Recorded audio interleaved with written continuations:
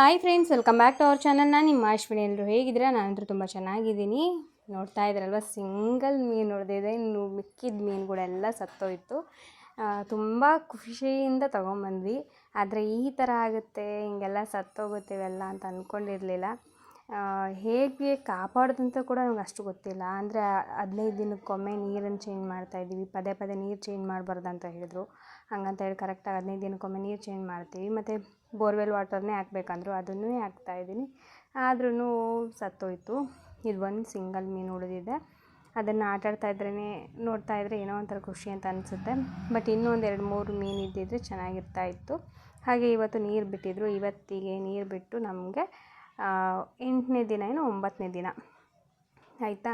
ಹಾಗಾಗಿ ಡ್ರಮ್ಮು ಏನಿದೆ ಪ್ರತಿಯೊಂದನ್ನು ಕೂಡ ತೊಳೆದು ನೀಟಾಗಿ ನೀರನ್ನು ತುಂಬಿ ಇಟ್ಕೊಂಡ್ಬಿಡ್ತೀವಿ.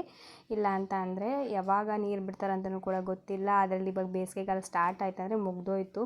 ಕೆಲವೊಂದು ಸಲ 15 ದಿನಕ್ಕೊಮ್ಮೆ ಬಿಡ್ತಾರೆ ನೀರು. ಅದಕ್ಕೋಸ್ಕರನೇ ಈ ಥರ ಡ್ರಮ್ಗಳನ್ನ ಮನೇಲಿ ಯಾವಾಗಲೂ ಇದೆ. ಒಂದು 2 ಡ್ರಮ್ ಈ ಥರ ದೊಡ್ಡದಿದೆ. ಮತ್ತು ಇನ್ನು ಚಿಕ್ಕ ಡ್ರಮ್ಗಳು ಒಂದು 2 ಇದ್ದಾವೆ. ಅದನ್ನೆಲ್ಲ ನೀಟಾಗಿ ತೊಳೆದು ಕುಡಿಯೋದಕ್ಕೆಲ್ಲ ತುಂಬಿಸಿಟ್ಕೋತೀವಿ. ಹಾಗೆ ಈ ಟಬ್ಬಲ್ಲಿ ನೋಡ್ತಾ ಇದ್ರಲ್ವ, ಇದರಲ್ಲೂ ಕೂಡ ತುಂಬಿಸಿಟ್ಕೋತೀವಿ. ಇಷ್ಟು ನೀರು ತುಂಬಿಸಿಟ್ಕೊಂಡ್ರೂ ಕೂಡ ನಮಗೆ ನೀರು ಕೆಲವೊಂದು ಸಲ ಸಾಲದು ಬಿದ್ದುಬಿಡುತ್ತೆ.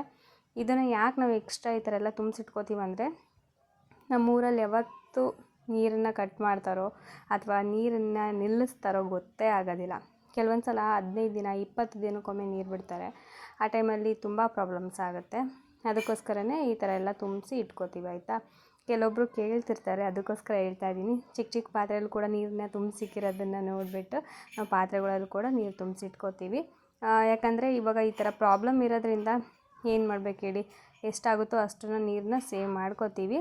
ನಮ್ಮ ಮನೇಲಿ ದೊಡ್ಡ ತೊಟ್ಟಿ ಆಗಲಿ ಏನೂ ಇಲ್ಲ. ಅದಕ್ಕೋಸ್ಕರನೇ ಈ ಥರ ಎಲ್ಲ ತುಂಬಿಸಿಟ್ಕೋತೀವಿ.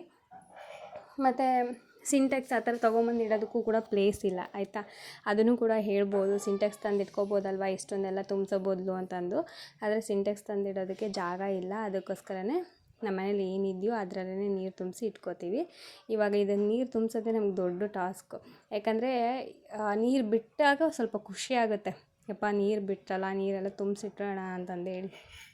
ಆದರೆ ನೀರು ಪೈಪ್ ಹಚ್ಚಿ ಹಿಂಗೆ ಒಳಗಡೆ ಬಂದು ಇಲ್ಲಿ ನೀರು ತುಂಬಿಸೋಷ್ಟರಲ್ಲಿ ಸ್ನಾನ ಮಾಡ್ದಂಗೆ ಆಗಿರುತ್ತೆ ನನಗೆ. ಅಷ್ಟು ಬೆವತ್ಬಿಟ್ಟಿರ್ತೀನಿ. ಫ್ಯಾನ್ ಕೂಡ ಹಚ್ಚಿರ್ತೀವಿ, ಆದರೂ ಕೂಡ ತುಂಬ ಸೆಕೆ. ನಮ್ಮ ಅಡುಗೆ ರೂಮಲ್ಲಿ ಮಾತ್ರ ಕೂರೋದಕ್ಕೂ ಕೂಡ ಆಗಲ್ಲ. ಯಾಕಂತಂದರೆ ಇಲ್ಲಿ ಕಿಟಕಿ ಆಗಲಿ ಏನೂ ಇಲ್ಲ, ಒಂಚೂರು ಗಾಳಿ ಬರೋವಂಥ ವ್ಯವಸ್ಥೆನೂ ಕೂಡ ಇಲ್ಲ. ಹಾಗಾಗಿ ತುಂಬ ಸೆಕೆ ಅಂತ ಅನಿಸುತ್ತೆ. ಅಲ್ಲಿ ಬಾಕ್ಸ್ ಹತ್ರ ನಿಮ್ಗೊಂಥರ ಸ್ಕ್ವಯರ್ ಶೇಪ್ ಕಾಣ್ತಾ ಇದೆಯಲ್ಲ, ಅದು ಕಿಟಕಿ. ಆದರೆ ಅದನ್ನು ನಾವು ರಟ್ಟು ಬರುತ್ತಲ್ವ, ಮಕ್ಕಳದು ಬುಕ್ಸಿನ ರಟ್ಟು, ಅದೆಲ್ಲ ಇಟ್ಬಿಟ್ಟು ಪ್ಯಾಕ್ ಮಾಡಿದ್ದೀವಿ. ಯಾಕಂತಂದರೆ ಹಿಂದ್ಗಡೆಯಿಂದ ಹೆಗ್ಣ ಇಲಿಗಳು ತುಂಬ ಬರ್ತಾಯಿದ್ವು. ಅದರದ್ದು ತುಂಬಾ ಕಾಟ ಆಗಿಬಿಟ್ಟಿದ್ವು. ಹಾಗಾಗಿ ಅದನ್ನು ನಾವು ಫುಲ್ ಪ್ಯಾಕ್ ಮಾಡಿ ಕ್ಲೋಸ್ ಮಾಡಿಬಿಟ್ಟಿದ್ವಿ. ಅದಕ್ಕೇ ಸ್ವಲ್ಪ ಮನೇಲಿ ಗಾಳಿ ಸಮಸ್ಯೆ ಮತ್ತು ಬೆಳಕಿನ ಸಮಸ್ಯೆ ನಮಗೆ. ಏನು ಮಾಡೋದಕ್ಕಾಗಲ್ಲ. ಎಷ್ಟಿದೆಯೋ ಅಷ್ಟರಲ್ಲೇ ಅಡ್ಜಸ್ಟ್ ಮಾಡ್ಕೊಂಡು ಹೋಗಲೇಬೇಕು. ನಮಗೆ ಏನು ಬೇಕು ಅಂತ ತುಂಬಾ ಅನಿಸುತ್ತೆ ಮನಸ್ಸಿಗೆ, ಅದು ಬೇಕು ಇದು ಬೇಕಂತಂದೇಳಿ. ಯಾರಿಗೆ ತಾನೇ ಅನಿಸಲ್ಲ ಹೇಳಿ? ಎಲ್ಲ ಮನುಷ್ಯರಿಗೂ ಕೂಡ ಆಸೆ ಅನ್ನೋದು ಇದ್ದೇ ಇರುತ್ತೆ. ಆಸೆ ಅನ್ನೋದು ಜಾಸ್ತಿನೇ ಇರುತ್ತೆ. ಆದರೆ ಆ ಆಸೆನ ನಾವು ಈಡೇರಿಸ್ಕೋಬೇಕಂತಂದೇಳಿ ತುಂಬ ಪ್ರಾಬ್ಲಮ್ಸ್ನ ಕ್ರಿಯೇಟ್ ಮಾಡಿಕೊಂಡು ಮೈ ಮೇಲೆ ಎಳ್ಕೊಳೋದು ಬೇಡ. ಹಾಗಾಗಿ ಎಷ್ಟಿದೆಯೋ ಅಷ್ಟರಲ್ಲೇ ನಮ್ಮ ಆಸೆ ಏನಿದೆ ಅದನ್ನು ಸ್ವಲ್ಪ ಬದಿಗಿಟ್ಬಿಟ್ಟು ನಾವು ಜೀವನ ಮಾಡ್ಕೊಂಡು ಹೋಗಬೇಕು. ಅದೇ ನಮ್ಮ ರಿಯಾಲಿಟಿ ಅಲ್ವಾ. ನಮ್ಮ ಹಾಸಿಗೆ ಇದ್ದಷ್ಟು ಕಾಲು ಚಾಚು ಅಂತ ನಮ್ಮ ಹಿರಿಯರು ಸುಮ್ಮನೆ ಹೇಳಿಲ್ಲ. ಹಾಗಾಗಿ ಏನಿದೆಯೋ ಅಷ್ಟರಲ್ಲೇ ಅಡ್ಜಸ್ಟ್ ಮಾಡ್ಕೊಂಡು ಹೋಗೋದು ತುಂಬ ಬೆಟರು. ಇಲ್ಲದೇ ಇರೋದಕ್ಕೆ ಆಸೆ ಪಟ್ಟು ಇರೋದನ್ನು ಕಳ್ಕೊಳೋದಕ್ಕಿಂತ ಇರೋದನ್ನೇ ಚೆನ್ನಾಗಿ ಇಟ್ಕೊಂಡು ಚೆನ್ನಾಗಿ ಅದ್ರ ಜೊತೆ ಜೀವನ ಮಾಡಿದರೆ ತುಂಬಾ ಒಳ್ಳೆಯದು. ಅದಕ್ಕೋಸ್ಕರ ನಾನು ಏನೂ ಇಲ್ಲ, ನನಗೆ ಮುತ್ತಂತೆ 2 ಮಕ್ಕಳಿದ್ದಾರೆ, ಪ್ರೀತಿಯಿಂದ ನೋಡ್ಕೊಳೋಂಥ ತಾಯಿ ಗಂಡ ಇಬ್ಬರು ಇದ್ದಾರೆ. ಆರಾಮಾಗಿ ಜೀವನ ಮಾಡ್ತಾಯಿದ್ದೀವಿ. ಇನ್ನೊಬ್ಬರ ಹತ್ರ ಕೈ ಚಾಚಿ ತೊಗೊತಾ ಇಲ್ಲ. ಯಾರ ಹತ್ರನೂ ಕೂಡ ನಾವು ಎಷ್ಟು ದುಡಿತೀವೋ ಅದರಲ್ಲೇ ಸುಖವಾಗಿ ಹ್ಯಾಪಿಯಾಗಿದ್ದೀವಿ. ಅಷ್ಟು ಸಾಕು ನನಗೆ. ಇನ್ನೊಬ್ಬರ ಹತ್ರ ಕೈ ಚಾಚುವಂಥ ಇದನ್ನು ನನಗೆ ಆ ದೇವ್ರು ಕೊಟ್ಟಿಲ್ಲ, ಆ ಭಗವಂತ ಕೊಡೋದು ಬೇಡ ನನಗೆ. ನನ್ನ ಹತ್ರ ಇದ್ದರೆ ಇನ್ನೊಬ್ರಿಗೆ ಕೊಡ್ತೀನಿ ಹೊರತು ಇನ್ನೊಬ್ಬರ ಹತ್ರ ನಾನು ಕೈ ಚಾಚಿ ನಾನು ಯಾವತ್ತೂ ತೊಗೊಳಲ್ಲ. ನಮ್ಮಮ್ಮ ನನಗೆ ಹೇಳ್ಕೊಟ್ಟಿರೋ ಪಾಠ ಅದು. ನಮ್ಮ ಹತ್ರ ಏನಿಲ್ಲ, ಅಕಸ್ಮಾತ್ ನಮ್ಮ ಹತ್ರ ಅವಶ್ಯಕತೆ ಅಂದರೆ ತುಂಬ ಮಿತಿ ಮೀರಿದೆಪ್ಪ, ಬೇಕೇ ಬೇಕು ಅನ್ನೋ ಟೈಮಲ್ಲಿ ಇನ್ನೊಬ್ಬರ ಹತ್ರ ಕೈ ಚಾಚೋಣ. ಬಟ್ ಸುಮ್ಮನೆ ಎಲ್ಲದಕ್ಕೂ ಕೂಡ ಕೈ ಚಾಚಿಕೊಂಡು ನಾವು ಇದು ಮಾಡೋದು ಬೇಡ.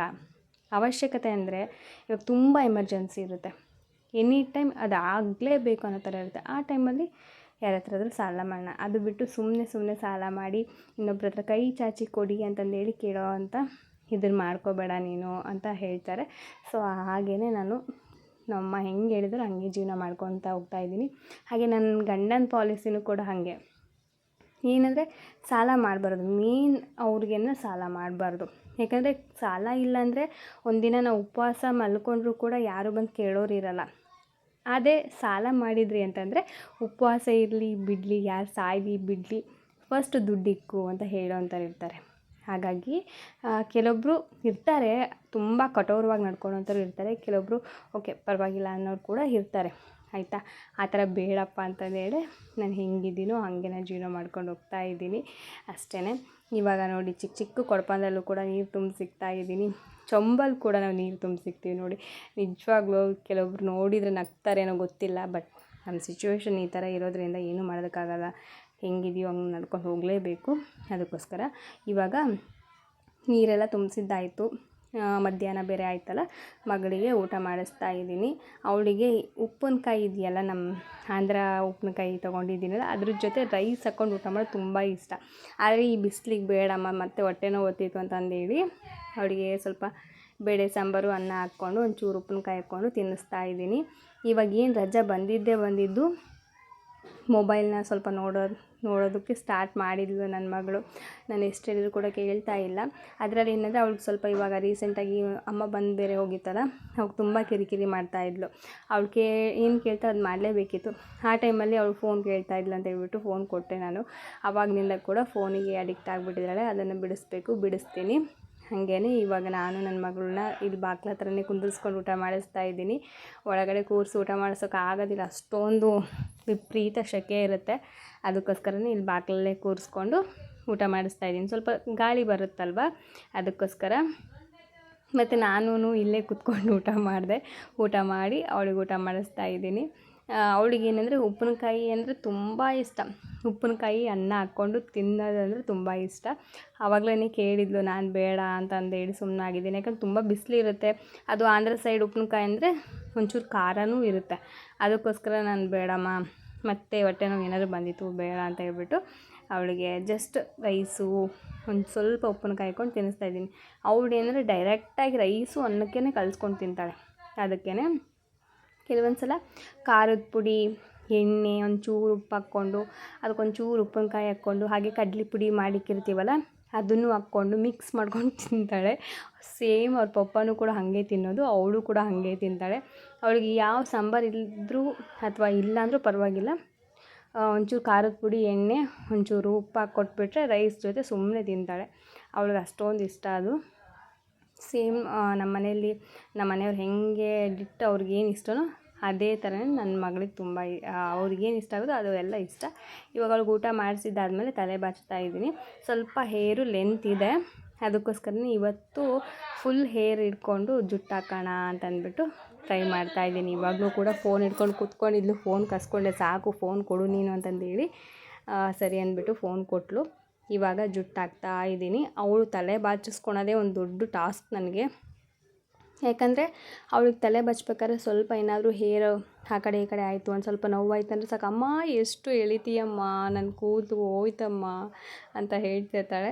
ನಾನು ಇಲ್ಲಮ್ಮ, ಮತ್ತು ಹೇರ್ಸು ಲೆಂತ್ ಆದಮೇಲೆ ಹಂಗೆಲ್ಲ ಸ್ವಲ್ಪ ಸಿಕ್ಕೆಲ್ಲ ಆಗ್ತಾ ಇರುತ್ತಲ್ವ, ಬಿಡಿಸ್ಬೇಕಾದ್ರೆ ಸ್ವಲ್ಪ ಪೇನ್ ಆಗುತ್ತೆ, ಏನೂ ಆಗೋಲ್ಲ ಸುಮ್ಮನಿರು ಅಂತ ಹೇಳ್ಬಿಟ್ಟು ಬಾಚ್ತಾ ಇರ್ತೀನಿ. ನೋಡಿ ಇವಾಗ ಹೆಂಗೆ ಮಾಡ್ತಿದ್ದಾಳೆ, ಅಮ್ಮ ಇದೆಲ್ಲ ಚುಚ್ತಾ ಇದೆ ಕಣಮ್ಮ ಅಂತಂದೇಳಿ.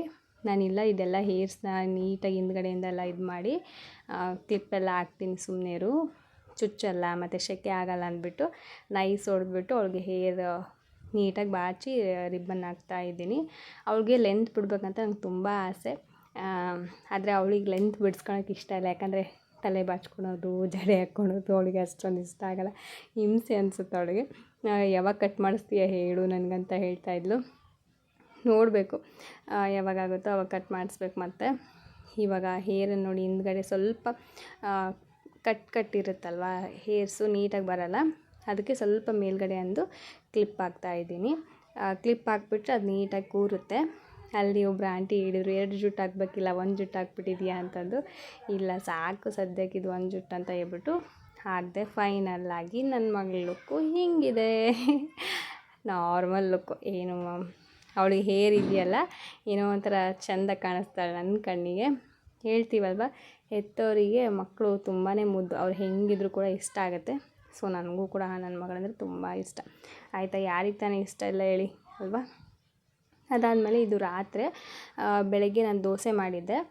ದೋಸೆ ಹಿಟ್ಟು ಒಂಚೂರು ಉಳಿದಿತ್ತು ಆಯಿತಾ. ಅದಕ್ಕೇ ಸ್ವಲ್ಪ ಗೋಧಿ ಹಿಟ್ಟನ್ನು ಮಿಕ್ಸ್ ಮಾಡಿ ದೋಸೆ ಹಾಕ್ತಾಯಿದ್ದೀನಿ. ಚೆನ್ನಾಗಿರುತ್ತೆ ಗೋಧಿ ಹಿಟ್ಟನ್ನು ಮಿಕ್ಸ್ ಮಾಡಿ ದೋಸೆ ಹಾಕಿದರೆ, ನಮ್ಮ ಮನೆಯವ್ರಿಗೆ ತುಂಬ ಇಷ್ಟ. ಅದಕ್ಕೋಸ್ಕರನೇ ಇವಾಗ ಅವರಿಗೋಸ್ಕರ ಹಾಕ್ತಾಯಿದ್ದೀನಿ ದೋಸೆ. ಒಂದು ಸ್ವಲ್ಪ ಅಂಟುತ್ತೆ ಸ್ಟಾರ್ಟಿಂಗಲ್ಲಿ, ಬಟ್ ಚೆನ್ನಾಗಿರುತ್ತೆ, ಟೇಸ್ಟ್ ತುಂಬ ಚೆನ್ನಾಗಿರುತ್ತೆ ಇದು. ಚಟ್ನಿ ಇದ್ದರೆ ಚಟ್ನಿ ಜೊತೆ ತಿನ್ಬೋದು, ಇಲ್ಲಾಂದರೆ ಪಲ್ಯ ಇದ್ದರೆ ಪಲ್ಯ ಜೊತೆ ತಿನ್ಬೋದು. ಇವಾಗ ಎರಡೂ ಇದೆ ನಮ್ಮ ಮನೇಲಿ, ಯಾಕಂದರೆ ಬೆಳಗ್ಗೆ ದೋಸೆ ಮಾಡಿದ್ನಲ್ವ, ಪಲ್ಯ ಕೂಡ ಜಾಸ್ತಿ ಇತ್ತು ಮತ್ತು ಚಟ್ನಿ ಕೂಡ ಇತ್ತು. ಹಾಗಾಗಿ ದೋಸೆ ಹಾಕ್ಕೊಡ್ತಾಯಿದ್ದೀನಿ. ನನ್ನ ಮಗಳು ಮತ್ತು ನಮ್ಮ ಮನೆಯವರು ಇಬ್ಬರು ಕೂಡ ದೋಸೆ ಫೇವ್ರೇಟ್ ಅವರಿಬ್ಬರು ಕೂಡ ಕುತ್ಕೊಂಡಿದ್ದಾರೆ ಪ್ಲೇಟ್ ಇಟ್ಕೊಂಡು. ಇವಾಗ ಅವ್ರಿಗೆ ಬಿಸಿ ಬಿಸಿಯಾಗಿ ದೋಸೆ ಹಾಕ್ಕೊಟ್ಬಿಟ್ಟು ಅವ್ರ ಪಾಡಿಗೆ ಅವ್ರು ತಿಂತಾರೆ. ಹಾಗೆ ನನ್ನ ಮಗಂದು ಊಟನೂ ಕೂಡ ಆಯಿತು, ನಂದಾಯಿತು, ನಮ್ಮಮ್ಮಂದು ಆಯಿತು. ಇವರಿಗೋಸ್ಕರ ಮಾತ್ರ ಈಗ ದೋಸೆನ ರೆಡಿ ಮಾಡ್ತಾಯಿದ್ದೀನಿ. ಒಬ್ಬೊಬ್ಬರಿಗೆ ಒಂದೊಂದು ಥರ ನಮ್ಮ ಮನೇಲಿ ಇಷ್ಟಪಟ್ಟು ತಿನ್ನೋವಂಥದ್ದು. ಎಲ್ಲರೂ ಇಷ್ಟಪಟ್ಟು ಒಂದೇ ಐಟಮ್ ತಿನ್ನೋದಂದರೆ ಕೆಲವೊಂದು ರೇರ್ ಐಟಮ್ಸು. ಇವಾಗ ಇವರಿಬ್ಬರಿಗೆ ದೋಸೆ ಅಂದರೆ ತುಂಬ ಇಷ್ಟ.